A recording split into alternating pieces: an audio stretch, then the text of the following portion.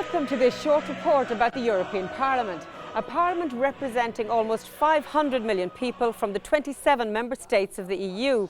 The European Parliament is the only directly elected body of the EU with 785 members. It works with the Commission and Council to make laws. My name is Mairead McGuinness and I was elected to represent the constituency of Ireland East in 2004. You're welcome to the chamber of the European Parliament here in Brussels, where MEPs come to meet and debate and vote on the Union's legislation. We're going to take you on a tour of the building to show you some of the physical space we work in and explain what we do here and how we do it. This building I regard as the workshop of the European Parliament, where much of the nuts and bolts of committee work and political meetings take place. It's where the many different groups interested in or concerned about developments in the EU come to meet and lobby MEPs. The Parliament has another building in Strasbourg where all MEPs come together to vote through final pieces of legislation, but more about that in a later report. Let's begin now by taking a quick look at how the activities here in the Parliament are structured and what powers the Parliament actually has. You know, it can be difficult, even for parliamentarians, to get to grips with how the EU goes about making its laws. But one of the key things to remember is that it is the European Commission which is the only institution empowered to initiate legislation. So essentially, the Commission comes up with a proposal and this has to be agreed with the Council and the Parliament.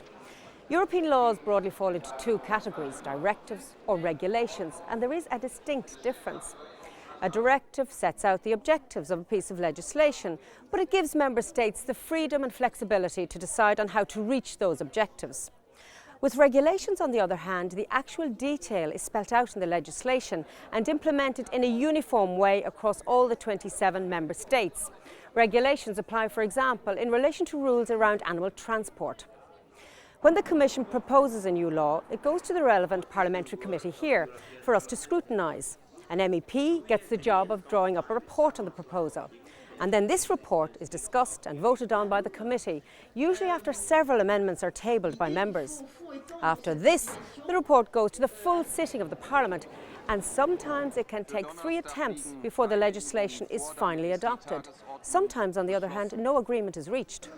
In the last 5 years, some of the key pieces of legislation which have been voted through by the Parliament include the Energy and Climate Change Package, the Services Directive, a major review of how chemicals are regulated called REACH, and reductions in mobile phone roaming charges.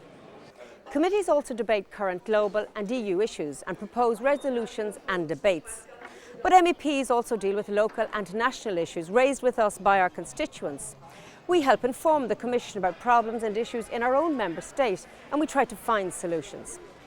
So essentially, the Parliament is a large body of people elected by the citizens of 27 countries who work to reach agreement on sometimes very complex matters. For those of us who are members of this Parliament, our job is to scrutinise what comes before us, work with other MEPs from different member states and political groups, and come to an agreement on a way forward. And despite the size of the European Parliament and the complexity of the system, this place works and works well. It is a unique political entity which can't be compared with any other political structure in the world. But then the EU itself is unique, representing as it does the voluntary coming together of 27 countries who've decided that they can achieve much more united than they might by being alone.